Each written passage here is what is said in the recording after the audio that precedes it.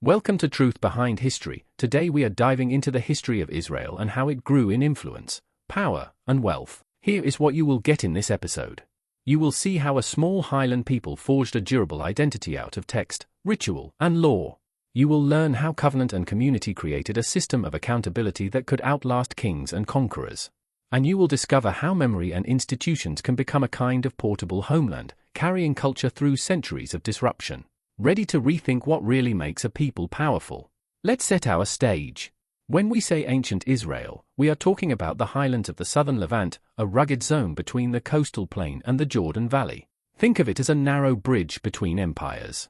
Egypt to the southwest, Mesopotamia to the northeast. Great powers traded and marched along this corridor. Small societies had to be clever to survive here. Now, a simple but important point. Much of what we know about early Israel comes from two kinds of evidence. First, texts preserved in the Hebrew Bible, copied and recopied for centuries. Second, material remains, pottery, inscriptions, ruined walls, burial sites, everyday objects. The conversation between text and trowel is where the most interesting truths live. When the texts say one thing and the ground hints at another, that tension is not a problem. It is the beginning of real understanding. Archaeology first. By the late second millennium before the Common Era, we see small, kin-based settlements in the central highlands. Modest houses, terraced agriculture, for room house layouts that show up again and again. Herding, grain, olive, and vine. Nothing glamorous, but durable. These are the building blocks of a society that values land, lineage, and law. Inscriptions give us anchor points. An Egyptian victory stele from around the year 1200 before the Common Era mentions Israel as a people in the land. Not a kingdom yet. A people. Later, West Semitic inscriptions refer to the house of a king called David. Again, not a full biography, but a breadcrumb trail that the past left behind. Each shard, each line of carved text, says the same quiet thing. There was a people here. They had leaders. They mattered enough for their neighbors to notice. Now to the texts. The biblical narrative describes a covenant. That is a fancy word for a binding agreement, a contract with moral terms. In this case, a people commits to a god, and, in turn, the community holds itself to laws about worship, property, justice, debt release, gleaning rights for the poor, and the limits of royal power. Whether you approach this as theology or as social science, the institutional logic is striking. Law is not just a set of rules. It is an identity machine. It produces the same kinds of people generation after generation by ritual, education, and story. Consider the weekly rhythm. A day of rest. In an agrarian world where time is money and harvests are fragile, reserving a day for non-work is an audacious act of trust and a community-level check on exploitation. Consider sabbatical and jubilee commands in the law codes. Periodic release from debt. Return of land to original families after long cycles. Whether fully implemented or aspirational, these ideas carve limits into economic life. They tell power, you can go this far and no farther. They create incentives that keep households from sliding permanently into bondage. What does that do over centuries? It preserves human capital. It keeps knowledge and labor inside families and clans. It protects the social fabric that markets need to function. Move from the household to the polity. The texts describe a shift from tribal confederation to monarchy. First kings. Then central sanctuary and temple. This is centralization, and it brings advantages. Coordinated defense. Public works. Standardized worship. But it also brings new risks. Taxation in kind. Corvée labor. A standing court around the king with all the temptations that follow money and proximity to power. The prophets, those inconvenient critics in the narrative, speak to the incentives. They do not say power is always bad. They say power must be bounded by justice.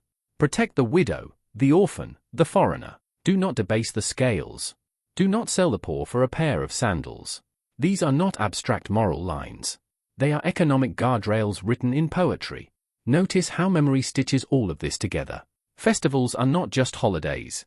They are mass lessons in origin and obligation. Eat this bread without leaven to remember haste. Recline this way to remember slavery and freedom. Tell your child this story so they do not forget.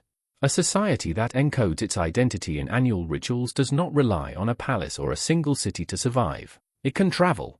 It can rebuild. It can outlast a palace fire.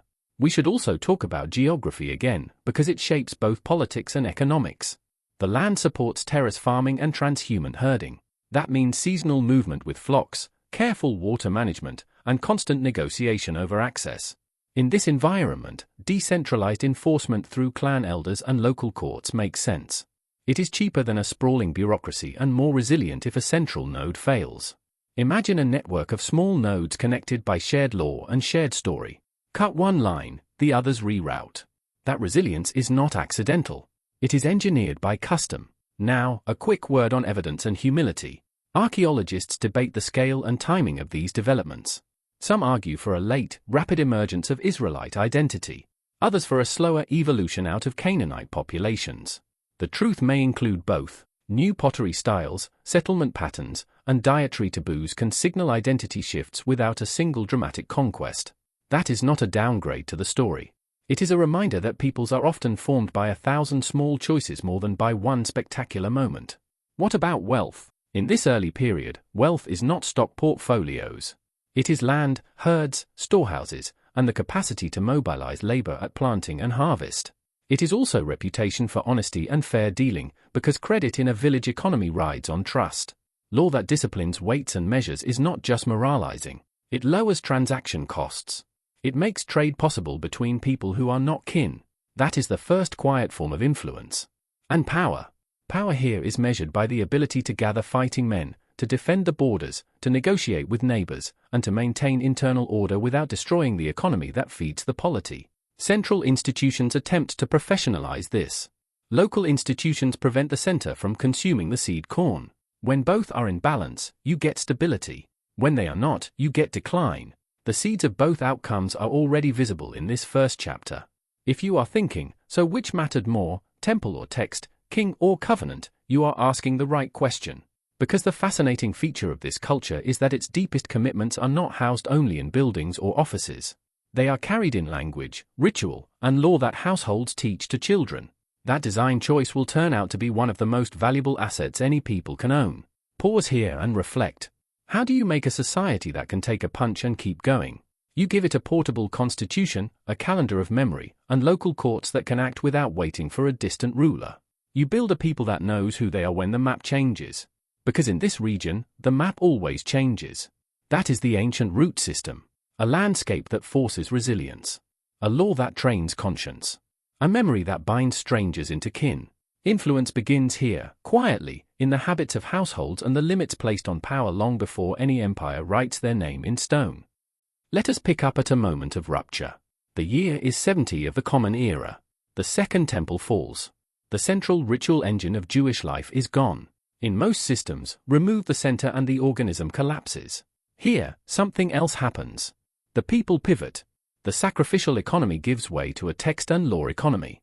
Authority migrates from altar to academy, from priests to teachers, from a single hill in Jerusalem to hundreds of tables where parents teach children. That is the core survival move. Our best near-contemporary witness, the historian Josephus, describes the siege and its terrible end. What matters for our purpose is what comes next. Communities scatter into the Roman world. Some remain in the land under new conditions. Others move to coastal cities. Many travel north and east. Two institutional responses make the dispersion coherent rather than chaotic. First, the consolidation of oral law into the Mishnah around the year 200. Second, the great academies in Babylonia that produce the Babylonian Talmud in the centuries that follow.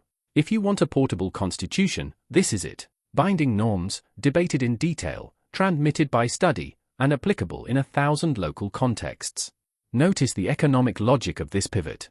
A dispersed people cannot rely on a single bureaucracy to enforce contracts or adjudicate disputes. So they invest in a shared legal language and in local courts, the Bate Din, that can hear cases and issue judgments. This lowers transaction costs inside the network. A merchant in Anj can trust a letter from a colleague in Tiberias because both submit to the same law and the same reputational sanctions. When you do not have territorial sovereignty, you build governance into relationships and texts. Geography now becomes an asset rather than only a risk. Communities take root across the Mediterranean, the Near East, and into Mesopotamia. In the Sasanian and later Islamic realms, Jews live under rules that mark them as distinct and tax them, but also grant a measure of communal autonomy. In the late Roman and Byzantine West, conditions vary by emperor and by decade. The important pattern is mobility. When a ruler tightens restrictions or confiscates property, families move to friendlier jurisdictions. Capital becomes skilled, multilingual, and light on its feet. How do we know what daily life and commerce looked like? One window is the Cairo Geniza, a storehouse of discarded writings from a medieval synagogue that accidentally preserved centuries of letters and contracts. There you find purchase orders, credit instruments, partnership agreements, shipping instructions, and personal notes that read like a cross-section of a trading civilization. The picture is vivid. Merchants pool capital, share risk, and diversify routes. They use agents and relatives to place goods on ships they will never see. They keep accounts with remarkable precision. They sue each other when promises are broken, and they settle most cases inside communal institutions. The archive reminds us that survival is not only a matter of belief. It is logistics, accounting, and law behaving well under pressure. As communities grow across regions, they maintain cohesion through several mechanisms. Shared calendar and ritual binds the weeks and the seasons. Education begins early and is widespread, which raises literacy and numeracy relative to surrounding averages. Responsa literature connects far-flung towns to recognized legal authorities. A question from Kairouan or Lucca travels to a scholar, and the answer circulates in copies. Over time, this creates a living thread of precedent. You can see why this is valuable. In a minority community, predictable law is not a luxury. It is survival insurance. Now consider the minority position within majority systems. In Christian Europe, church rules against usury limit interest taking among Christians. Guild structures and land tenure customs often block Jewish entry into many occupations. In Islamic lands, different rules apply, and commerce is more open to minorities, though not without special taxes. These are constraints imposed from outside. They are not chosen. Constraints like these shape incentives. If you cannot own land or join a guild, you search for roles where legal barriers are lower and where a reputation for reliability is worth more than social rank. Intercity trade and credit become natural niches. Translation between cultures becomes another. A community that knows the law codes and languages of two civilizations can reduce frictions between them. That is a valuable economic function. Security is always present as a cost. Roman fiscal policy after the revolt includes special taxation. Later outbreaks of violence or official suspicion in various places make holding immovable assets risky. Think like an investor for a moment. If the probability of expropriation rises, you shift from fixed to movable forms of wealth. You invest in knowledge, instruments, and networks that can travel. You teach your children skills that cannot be confiscated. You keep your archive small and your relationships strong. That is not just culture. It is rational adaptation to policy risk. At the same time, local communal structures carry heavy responsibilities. The kahila, the organized community, raises funds for education, charity, and ransoming captives. It negotiates tax terms with authorities. It disciplines internal fraud and protects against exploitation of the poor. These are not abstract ideals. They are governance tasks at the neighborhood level. When they work, the whole network benefits because a scandal in one town can damage trust in another. When they fail, reputations suffer and credit dries up. The incentives point in one direction. Police your own or lose your standing. Let us pause on an underappreciated fact. The synagogue is not only a place of prayer. It functions as school, courthouse, records office, and welfare bureau. In a dispersed condition, bundling these functions under one roof is efficient. Children learn to read where contracts are stored. Disputes are resolved in the same building where arms are distributed. The result is social density. People see how law, charity, and learning fit together. That is powerful glue. Language also matters. Hebrew and Aramaic serve as trans-regional connectors alongside the local tongues of each land. Merchants write in Judeo-Arabic, Judeo-Persian, or later Judeo-Romance scripts that mix local languages with Hebrew characters. This lowers the cost of writing across boundaries and marks documents as belonging to the community. The effect is subtle. A familiar script makes it easier to detect forgery and to preserve archives. Again, we see small design choices adding up to large survival gains. Finally, moral imagination plays a role. The memory of exile and the disciplined retelling of a story in which power is limited by law creates a kind of cultural reflex. When you prosper, remember the stranger. When you suffer, do not imitate your oppressors. That ethic is not always perfectly lived, because people are people. Yet it operates as a brake on the corrosive effects of fear and scarcity. Communities that bind prosperity to obligation produce more stable expectations and more patient capital. Step back and look at the whole picture of this slide. A catastrophe decapitates a centralized cultic system. The people reconstitute themselves around portable institutions. They build courts without a king, tax systems without a state, and schools without a centralized ministry. They construct trade networks that thrive not because they are protected by a single empire, but because they reduce the costs of dealing across many jurisdictions. They survive not by hiding, but by becoming useful to multiple societies at once. This is the mechanics of diaspora survival. It is about law that travels, memory that organizes time, and communities that can settle a debt and teach a child in the same week. Remove the temple, and the constitution folds into the household. Scatter the households, and the network becomes the nation. Start with a simple observation that explains a lot of medieval and early modern history. When the law blocks you from the land and from most guilds, you either disappear or you innovate. In much of Christian Europe, Jews faced restrictions on land ownership and many crafts. Canon law limited interest-taking among Christians, guilds guarded entry, and municipal statutes imposed residence rules, clothing marks, or special taxes. These barriers were real. And yet, out of that narrow corridor, an unexpected corridor of influence opened. Why finance and long-distance trade? Because those were the spaces where skills could travel and where legal barriers were thinner. If you cannot accumulate wealth in immovable fields, you put your energy into movable capital, into knowledge, and into networks. You specialize in the math that prices risk, the languages that bridge regions, and the reputation systems that make promises credible without a modern state to back them. Consider Venice. In the early 16th century, the Venetian Republic confined Jews to a walled district that gives us the word ghetto. That is marginalization.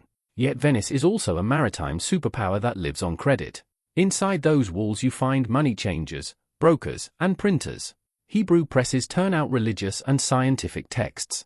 Brokers translate between Greek, Italian, Arabic, and Hebrew merchants. The same wall that marks people off also concentrates know-how, and that know-how feeds a republic that sails on borrowed money. Now pivot to the Iberian Peninsula for a harder story. In late medieval Spain, Jews rise to positions of learning and administration under various crowns, then face mounting pressure, violence, forced conversions, and finally expulsion in 1492. The result is a dispersal of Sephardic families across the Mediterranean and into the Ottoman Empire, North Africa, Italy, and later the Dutch Republic. Painful, yes. But look at the unintended economic outcome. A merchant who has cousins in Salonika, Livorno, and Amsterdam can move goods, credit, and information across 3 legal zones faster than most states can. The Sephardic diaspora becomes a human telegraph. When political winds shift in one port, cargo and capital reroute through another. Amsterdam deserves a close look because it shows how incentives work on both sides. The Dutch Republic, fighting for independence and building a commercial empire, needs skilled traders and liquid capital. So it offers relative toleration. Sephardic families bring navigation knowledge, commodity ties, and access to Mediterranean and Atlantic markets. Jewish merchants in Amsterdam help finance voyages, insure cargoes, and develop instruments for sharing risk. Everyone benefits when law lowers the cost of cooperation. You do not need to romanticize anything to see the logic. Toleration is not charity here. It is a growth strategy. What about so-called court Jews in the German lands and elsewhere? Princes who cannot rely on broad tax bases still need funds for wars and palaces. They turn to financiers who can mobilize cash and deliver supplies on short notice. In return, those financiers receive privileges and protections, often fragile and dependent on the ruler's favor. It is a precarious niche. You stand near power and can influence procurement and credit policy, but you are also exposed to envy and political reversal. The broader lesson is about institutional risk. When rights depend on a single patron, your time horizon shortens. You work fast, diversify your assets, and prepare exit options. Agency here looks like prudent paranoia. Across Poland and Lithuania, a different pattern appears. Large communities develop semi-autonomous councils that handle education, taxation within the community, and adjudication. This produces dense local governance and a lot of human capital. It also means that when regional violence erupts, the losses are immense. Again, incentives matter. Groups that have learned to self-govern can rebuild faster, but they also become targets when politics turns poisonous. Let's talk about technology and science for a moment, because influence is not only about money. Printing presses under Jewish and Christian licenses publish texts that circulate ideas across borders. Scholars work in medicine, astronomy, philosophy, and biblical criticism. Communities translate and transmit science between the Islamic world and Christian Europe. A people trained by necessity to read, argue, and copy can pivot into the new information economy as soon as presses are legal and paper is cheap. Literacy here is not a status symbol. It is the infrastructure of survival. Return to the dry mechanics of credit, because that is where the story becomes quietly powerful. Pre-modern Europe lacks a single reliable enforcement authority. So how do you lend across distance and time? You build reputational enforcement inside a network. A merchant writes a bill of exchange that will be honored in another city because both parties fear the same communal sanctions for default and fraud. Elders can excommunicate or boycott, not as a theological weapon, but as a commercial one. The threat is simple. Cheat here, and you will not trade there. It is cheaper than hiring an army of inspectors, and often more effective. The expulsion of a community is the harshest possible test of a business model. Watch what happens after 1492. Sephardic families arrive in Ottoman ports where a sultan who wants tax revenue grants them a charter. They revive silk, spice, and textile trades. They help cities like Salonika flourish. Later, their descendants build beachheads in tolerant western ports. The pattern repeats after smaller expulsions in places like England and France centuries earlier. Does this mean persecution was good for innovation? Absolutely not. It means that when systems impose shocks, the designs that survive are the ones that can reassemble quickly from portable parts. By the late 18th and early 19th centuries, banking families operate nodes in several European capitals. Couriers, coded letters, and bills of exchange move information and money faster than most governments can. War finance and public debt markets grow, and private houses prove they can clear payments rapidly across borders. The bigger structural point is about specialization. A diaspora with multilingual clerks and standardized bookkeeping has a comparative advantage in making capital liquid where states are still slow. That is influence you do not always see on a map, but you feel it in interest rates and in the speed of trade. Now a moral question that also has an economic answer. Why do minority financiers and traders so often become targets during downturns? Because they sit at the junction where ordinary people feel the pain of bad harvests, war taxes, and currency debasement, but cannot easily see the larger causes. When rulers debase coinage or default on debts, when wars crush commerce, the nearest visible creditor becomes the scapegoat. This is not unique to any one time or place. It is a recurring pattern when centralized decisions create diffuse harms and the costs seek a face. The lesson is not that markets are cruel. It is that incentives without transparency breed resentment, and resentment looks for someone local to punish. The flip side is also true. When rulers issue stable charters, respect contracts, and keep taxes predictable, trust grows and networks invest. Places like Livorno in Tuscany, which offered generous terms to attract merchants of many faiths, become vibrant hubs. Good rules attract capital. Bad rules export it. Step back and connect the dots of this slide. Marginalization pushed a people into roles where trust, literacy, and mobility pay off. Those same capabilities turned isolated communities into a continental information and credit system. Influence did not come from owning vast estates or commanding huge armies. It came from compressing distance, lowering transaction costs, and making strangers legible to one another. That is not a myth. You can read it in letters of credit, in shipping logs, and in the legal opinions that tried to keep the whole machine honest. One last thought before we move on. This was never a golden age without shadows. Privileges could be revoked. Fortunes could evaporate. Communities could be uprooted. Yet the recurrent pattern is clear. Where law created room, enterprise rushed in. Where law narrowed or turned predatory, talent left and rebuilt elsewhere. Over centuries, the exit option became a source of quiet bargaining power. The network survived because it could move. And it mattered because, wherever it landed, it made trade and credit work a little better than before. Picture a movement that begins not with tanks or treaties, but with a debate about language, land, and law. That is Zionism at the turn of the 20th century.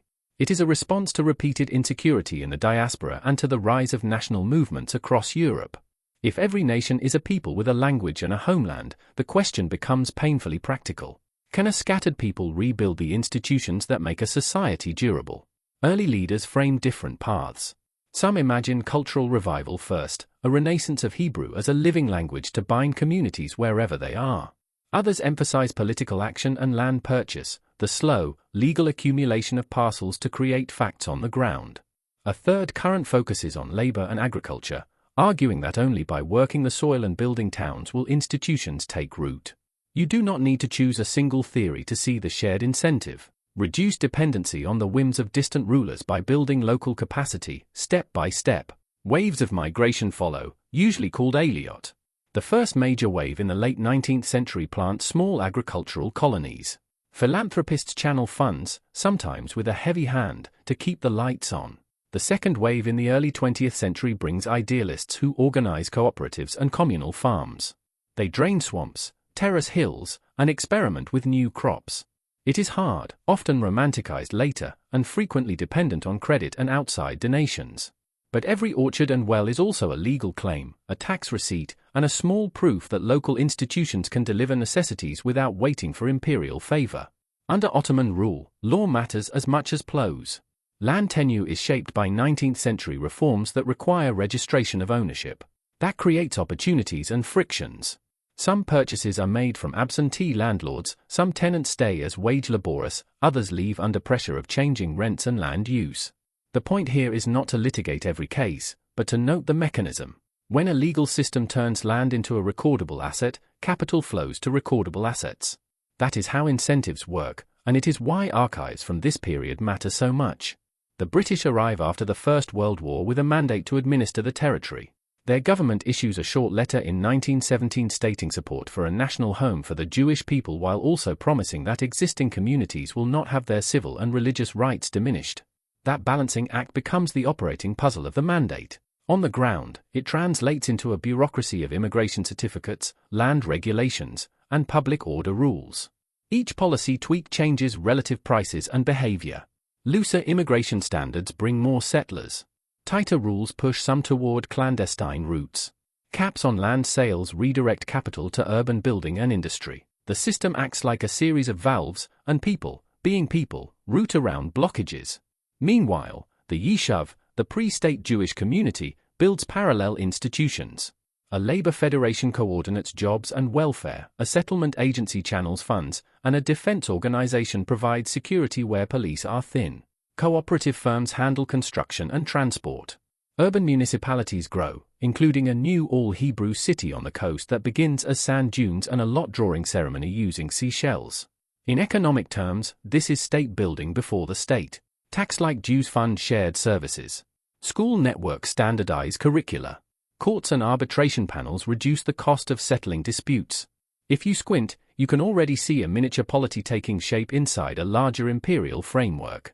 Language revival deserves its own moment because it is an institutional miracle. A language dormant as a mother tongue becomes daily speech in classrooms, markets, and municipal offices. Why does that matter economically? Because a common language lowers coordination costs. It speeds training, contracts, and science. It also carries law. When children learn to read the same textbooks and write in the same script, they can move between towns without losing their place.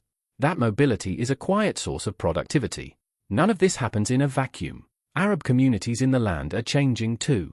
Cities expand, ports modernize, and farmers integrate into new markets. Economic growth brings opportunity but also sharpens competition over land, wages, and political representation. Tensions escalate in cycles, including a major revolt in the late 1930s. The British respond with new policy, sharply restricting immigration and land purchase on the eve of Europe's catastrophe. A rule designed to stabilize the situation produces an unintended effect. It blocks many who are trying to flee danger, and it channels others into illegal routes. Ships arrive without papers. Patrol boats chase them. Law and human desperation collide. Then the center of Jewish life in Europe is destroyed. Survivors sit in camps, stateless, with almost no assets except skills and grief. Their letters and testimonies are unambiguous. Find a place that is safe and build. Pressure rises on the mandate authorities. Investigations are launched. Proposals are floated. None of them can turn back the clock, and the problem is not only moral. It is institutional. The mandate's policy levers can no longer reconcile incompatible expectations. Systems break when their constraints and promises can no longer be balanced. An international committee studies the situation and proposes partition into two states with a corpus separatum for the most sensitive city. The proposal is voted through a global assembly in late 1947.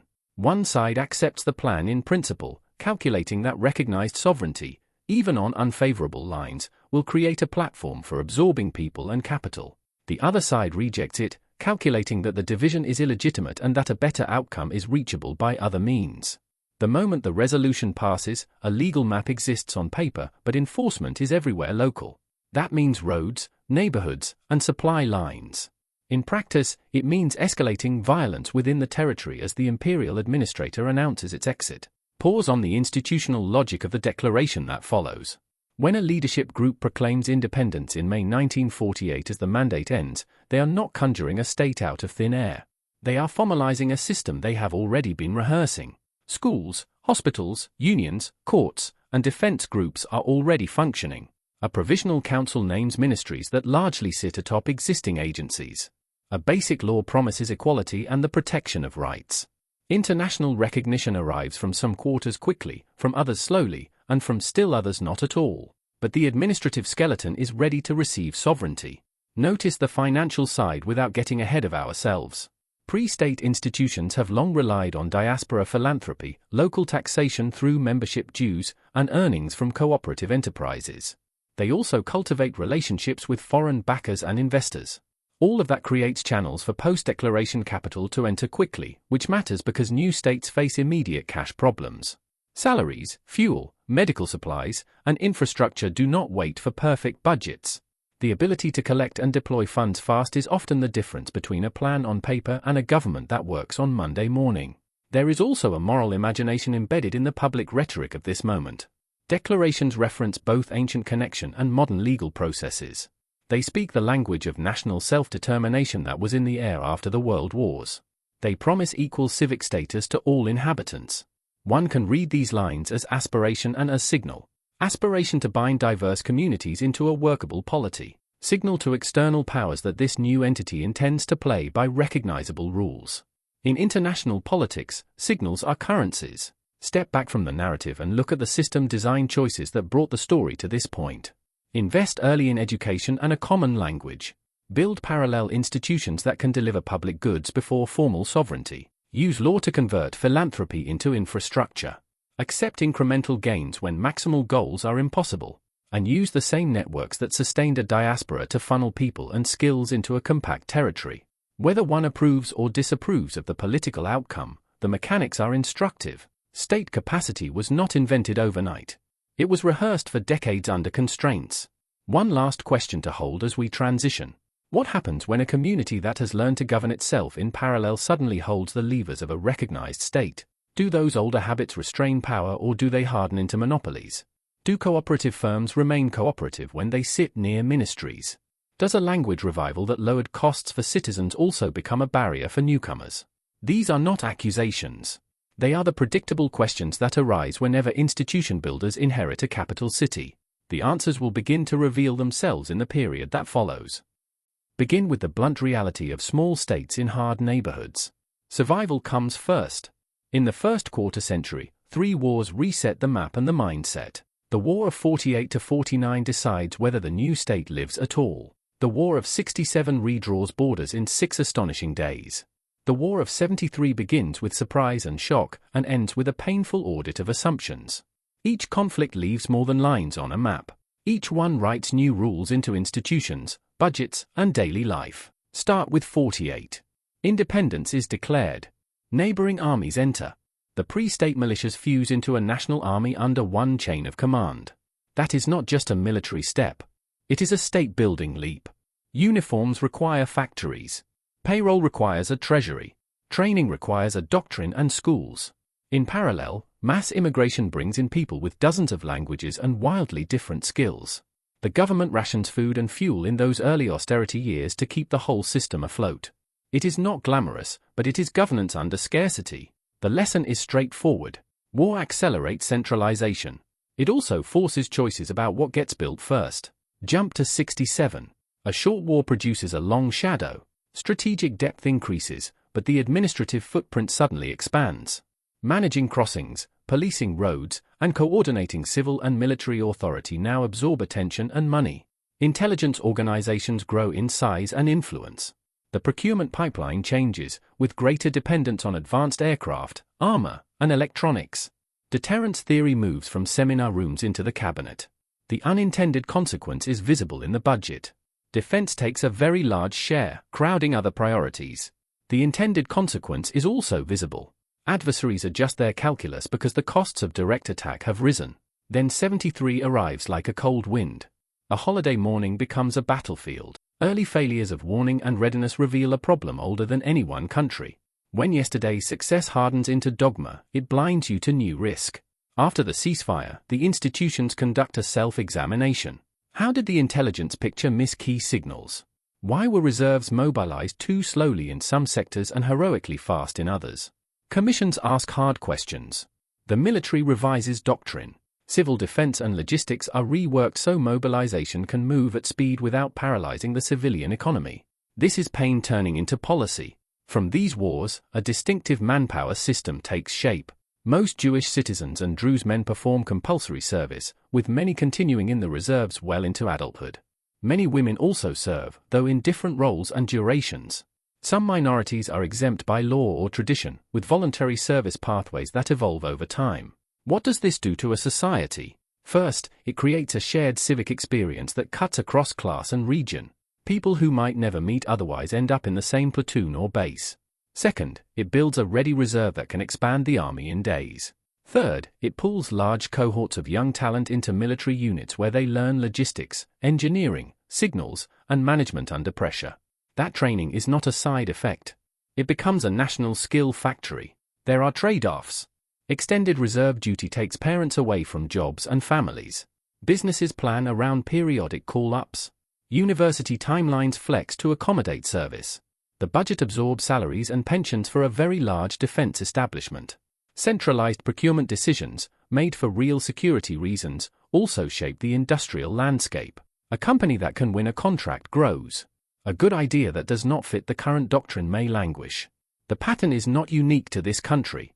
It is what happens when the state is the biggest buyer in town. Defense spending, especially after 67 and 73, channels capital into strategic industries. Aircraft maintenance becomes aircraft design. Communication support becomes encryption and electronic warfare. Intelligence analysis becomes early experimentation with pattern detection at scale. Civil defense planning becomes a lesson in infrastructure redundancy. You can trace a quiet line from battlefield problem sets to new labs, technical schools, and specialized units. What begins as survival work generates methods and tools with uses beyond the fence. The incentive is simple. When failure is existential, you invest in systems that fail less. State building is not only uniforms and weapons. It is also food, water, roads, and border towns that have a reason to exist beyond a checkpoint. Early governments invest in large water projects to move supply from wet regions to dry ones. Cooperative farms and communal settlements serve double duty as producers and as early warning outposts. In the first decades, the kibbutz model embodies a particular bet. Pool risk. Share output. Use democratic meetings to allocate resources and assign work. The advantages are speed and solidarity. People build a dairy or an orchard in months because they own it together in spirit, if not as private plots. The disadvantages are familiar to any economist. When pay and output decouple, incentives blur. Over time, some communes thrive by innovating and professionalizing. Others sink under debt and shift toward more flexible arrangements. Either way, the model shows how frontier security and social ideology can reinforce each other in the short run while creating hard accounting questions later. Look at the home front during and after wars, and you see a pattern of centralized controls used as emergency tools. Price ceilings and rationing in the early state keep calories flowing. Foreign exchange controls prioritize essential imports. Command-style coordination pushes scarce cement to housing and fortifications rather than to luxuries. These levers do what they're designed to do in crisis. They also create familiar distortions if left in place too long. Black markets appear. Talented people spend time navigating quotas instead of creating value. The historical record shows the pivot away from some controls as growth returns and institutions mature, but in this slide we are staying with the security decade. The point is the mechanism. Concentrate authority to solve urgent problems, then face the bill that centralization hands to productivity. War also changes maps of belonging. New boundaries produce new questions about citizenship, movement, and law. Courts wrestle with emergency regulations. Legislatures debate how to balance rights with security. The police and military coordinate in ways that would be unthinkable in quieter regions. This is the everyday work of a security state trying to remain a democracy. Some measures are temporary. Some become fixtures. Every measure carries a price tag in money and in norms. All the while, foreign alignments evolve. Arms suppliers shift over time as geopolitics shifts. Aid and credit lines open or close depending on international winds and domestic choices. With each new aircraft deal or loan guarantee, the economy inherits both capacity and dependency. Equipment must be maintained.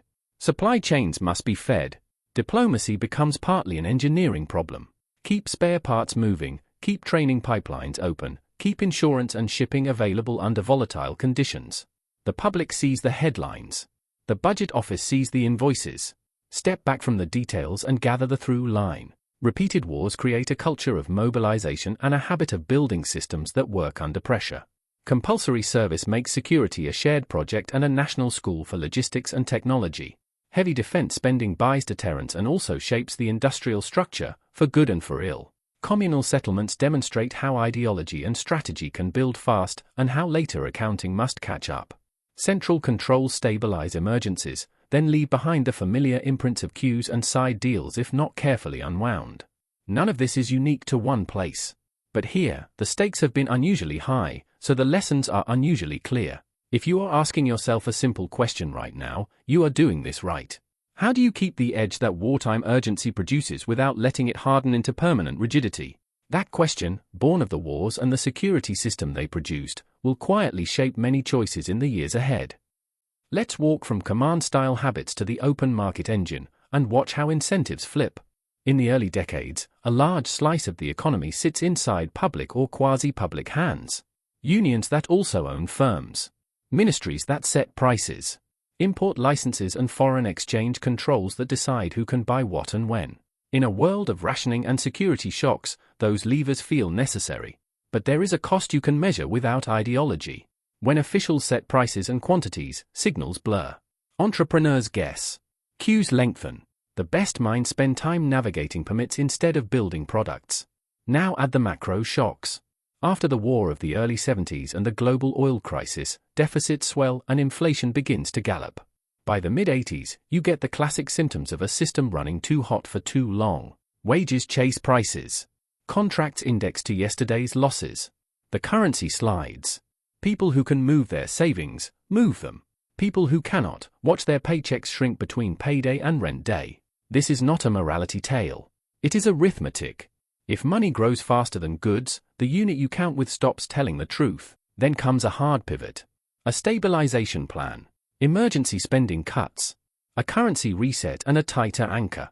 A temporary wage and price understanding to break the habit of automatic indexation. Subsidies pared back so the budget can breathe. New rules for how the central bank behaves, moving steadily toward independence and a clearer mandate. The point is not that any one step is magical. It is that together they restore a missing piece of the economy. Credible expectations. When firms believe next year's prices will stay inside the lines, they invest. When families believe the grocery bill will not double, they save. Trust is the invisible infrastructure of growth. Micro rules begin to change as well. Tariffs come down, import licenses retreat, capital controls loosen, the tax base broadens and rates simplify. State-owned companies start moving to the private column. Telecoms open to competition. Airlines and ports face new benchmarks. Bank supervision tightens after an earlier crisis exposed how concentration and soft guarantees can backfire. Each reform shifts incentives a few degrees. Together they rotate the business compass toward export markets, productivity, and capital discipline. If you want a picture of how policy can seed a sector, look at the early venture capital era. Public money does not try to replace private judgment. It tries to attract it, matching funds with a built-in exit so private partners can buy the government out when their fund performs. Grants that reward research with commercial potential rather than political connections. University tech transfer offices that actually transfer tech. The design choice is subtle but decisive. Government takes the first risk to crowd in the next dollar, and then gets out of the way when markets can price the risk themselves. Human capital arrives in waves. One of the largest migrations in the country's history brings engineers, physicists, and physicians from the collapsing Soviet sphere. They step off planes with thin wallets but heavy resumes. Absorption policies scramble to credential skills and place people where they can produce. Laboratories hire. Startups multiply. The spillover is visible even in neighborhoods that never write a line of code. When households earn more stable, high wages, they buy furniture, lessons, used cars, and groceries. The multiplier is not a slogan. It is receipts at the shop on the corner. Security institutions add another pipeline, though not for the reasons you might expect. Units that live on signals, encryption, imaging, and real-time logistics train young adults to solve hard problems under time pressure. When their service ends, they carry habits and teams into civilian life. Some build network security tools. Others build chips, sensors, and enterprise software.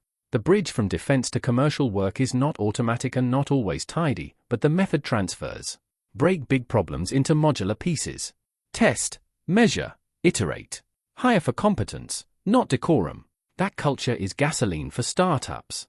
Exports tilt toward ideas rather than bulk. Chips, software, medical devices, irrigation systems, security tools. Small boxes that ship a lot of value, or no boxes at all because the product is code. Trade agreements and mutual recognition deals smooth the customs line for goods and standards boards. Equity markets abroad provide deeper pools of risk capital. A company that could not scale on domestic savings alone can now list shares where buyers speak its language. Each successful exit sends two messages back into the system. To founders, it can be done. To investors, you will get your money back with friends. But liberalization is not a free lunch. It is a new diet with new deficiencies if you are not careful. As price controls fade and markets allocate more, inequality spreads. Skills pay, and if your schooling or language fluency lags, your ladder is shorter. Housing demand rises faster than supply in the big job centers. Planning bottlenecks and land regulation act like hidden taxes on the young. Food and consumer prices fall where import competition is strong, but rents climb where zoning and infrastructure lag. A dual economy appears on the map. Coastal hubs and center cities glow hot with capital and cafes. Peripheral towns and some minority communities watch the train speed by without enough on-ramps. Market power also changes shape. Yesterday's state monopoly becomes today's private oligopoly if reform stops halfway. If a handful of conglomerates can set terms in banking, food distribution, or mobile service, consumers pay a quiet premium and small firms face tall walls. Antitrust policy and real competition become the necessary sequel to privatization. Otherwise you trade a slow bureaucracy for a fast toll booth. There is a political economy wrinkle worth naming. When government is the largest buyer of high-tech, procurement rules can either open the door to new firms or freeze the roster. Well-written tenders pay for performance and leave room for challengers. Poorly written ones reward incumbency and paperwork skill. The same is true of grants. If panels favor club membership over measurable milestones, you teach founders to court gatekeepers instead of customers. The line between strategic industrial policy and comfortable cronyism is thin, and it is policed by transparency more than by slogans. Monetary credibility, once rebuilt, becomes an anchor that few want to cut loose. Low and stable inflation lowers the noise in every contract. It also narrows the room for policy tricks. If the state cannot quietly tax savings by printing, it must raise revenue in daylight or cut elsewhere. That discipline changes political conversations. Budget fights move from hidden debasement to visible trade-offs. Citizens may not love the arguments, but they at least see them. Education policy becomes the long fuse on the growth curve. If high-tech is the lead export, then math instruction at age 10 is an industrial input. So is English at age 13, and so is whether a talented 19-year-old without family wealth can graduate in computer science without a lifetime of debt. Scholarships, boot camps, and mid-career training make a measurable difference. So do basic investments in classrooms far from the big cities. A country does not need every child to write code. It needs broadly literate citizens who can read a lab protocol, reason with data, and trust that effort can buy mobility. If you want to see the whole mechanism of this slide in one sentence, it is this. Price signals and credible money reward problem solvers, and problem solvers build export engines. But the same forces sort people by skills and geography, so the work of policy shifts from setting prices to building ladders. The old levers of ration cards and import licenses are gone. In their place are school timetables, zoning maps, broadband rollouts, and clean capital markets. Step back and listen for the quiet through line. Systems respond to incentives. In the planning years, the safest path to advance ran through committees. In the liberalization years, it ran through customers. That change took disinflation, privatization, trade openness, credible rules for money, and patient investment in people. It also created new tensions that charts cannot hide. Rising rents, regional gaps, the temptation to let a few giants speak for a whole sector. Whether the next chapter compounds the gains or pays back the shortcuts depends less on slogans than on whether policy keeps price signals honest and opportunity broad. Think about influence as a three-strand rope: diplomacy and alliances, intelligence and security cooperation, and economic networks that move people, ideas, and capital. When those strands pull in the same direction, a small country can punch far above its demographic weight. Start with alliances. Over decades, alignment with a superpower delivers weapons, joint exercises, and diplomatic backing in international forums. In return, there is policy coordination, export controls, and, at times, restraint. Security aid often arrives earmarked, tied to purchases from the donor's industries. That keeps the supply chain stable and lowers per-unit costs for both sides, but it also locks in technology paths and procurement calendars. The upside is deterrence and interoperability. The risk is dependency. If your spare parts are someone else's domestic debate, your readiness now has a voting calendar. Diplomacy is not only about tanks and treaties, it is also about corridors. Air corridors, trade corridors, and quiet channels that open when interests line up. In recent years, normalization with several Arab states created visible bridges. Direct flights, joint investment funds, energy and water projects that make engineers, not generals, the main point of contact. Commercial deals do not erase disagreements, but they change the cost of breaking ties. When a port, a power line, and a tourism season rely on calm, you have new stakeholders in calm. Intelligence cooperation is its own layer of influence. Sharing early warning, signals analysis, and threat mapping builds trust faster than communiques. Countries trade what they see, not only what they say. The exchange runs on reliability. If one partner burns a source or leaks a method, the market closes. If they deliver timely alerts that prevent attacks, the market deepens. Quiet successes never make headlines, but they anchor relationships that survive political weather. Now the paradox that sits at the center of this slide. A country can be both a security state and a startup hub. Conscription, reserve service, and a culture of vigilance shape daily life. At the same time, venture capital, research universities, and export-driven firms thrive. How do those facts coexist? Part of the answer is that the same disciplines that keep a security apparatus running under stress also produce habits that founders value. Small teams, rapid iteration, clear metrics. But there is friction. Surveillance tools built for defense must be fenced off from private abuse. Export controls meant to keep sensitive tech out of adversarial hands can slow civilian sales. Citizens want both safety and privacy, both growth and guardrails. That tension does not vanish. It must be managed. Let's talk about subsidies and incentives, because they bend maps. When the state offers tax breaks, cheap credit, or infrastructure for specific regions or sectors, people and firms respond. Some programs deliberately encourage settlement in sensitive areas. Others privilege strategic industries with grants and procurement. The intended outcome is resilience and deterrence. The unintended outcomes can include budget rigidities, unequal access to opportunity, and a politics of entitlement where the loudest lobbies get the longest guarantees. Once a benefit is baked into a mortgage, policy flexibility narrows. Economists call this path dependence. Voters call it my house and my job. Foreign policy entanglements add another layer. Every arms deal, joint exercise, or overflight permission inherits strings. Some are visible, some are not. Aligning with one bloc can improve access to markets and technologies while complicating ties with others. Sanction regimes and secondary boycotts turn trade routes into legal puzzles. Companies that sell software or sensors must read not only technical specifications but also lists of restricted end users. Compliance becomes a core business function. That is a cost measured in lawyers, not in silicon, but it is real. Soft power matters too, even if it is harder to chart. Universities collaborate on physics and medicine. Cybersecurity firms sell into global enterprises. Cultural exports travel through film, television, cuisine, and tourism. Diaspora networks raise capital and open doors. Influence here looks like inbound students, outbound patents, and joint ventures rather than parades. The moral is simple. People invest where they expect contracts to hold and ideas to be protected. If courts keep their calendars and property rights are legible, soft power compounds. Now the controversy. Ongoing conflicts and unresolved status questions shape how the world interprets every achievement. Partners weigh cooperation against public opinion and regional priorities. Aid critics argue about opportunity costs and leverage. Supporters argue about shared values, intelligence dividends, and deterrence. Meanwhile, on the ground, checkpoints, rockets, and alerts remain part of life for many communities. These facts impose real security costs and real human costs. They also feed feedback loops.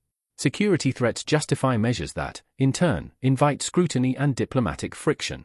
Breaking loops requires more than slogans, it requires institutional designs that lower the payoff to violence and raise the payoff to trade. There is also an underappreciated monetary angle. Large, predictable inflows of foreign aid, foreign direct investment, and global tech revenue strengthen the external accounts. That is stabilizing. But strong inflows can push up the currency and real estate values in core cities, making non-tradable sectors like housing pricier for ordinary families. When a local bakery and a global cyber firm bid for the same square meter, the cyber firm wins. Zoning, transport, and housing policy become national security infrastructure by another name, because affordability shapes who can live near the innovation engine and who must commute from the periphery. One more incentive issue sits just beneath the surface. When strategic goals dominate procurement and grant-making, officials face pressure to pick winners. Sometimes that is necessary. Not every technology with national importance will find patient private capital. But the longer a program runs without hard milestones, the more it drifts from strategy to constituency. The safeguard is not a magical formula. It is transparency, sunset clauses, independent audits, and the humility to kill projects that miss their marks.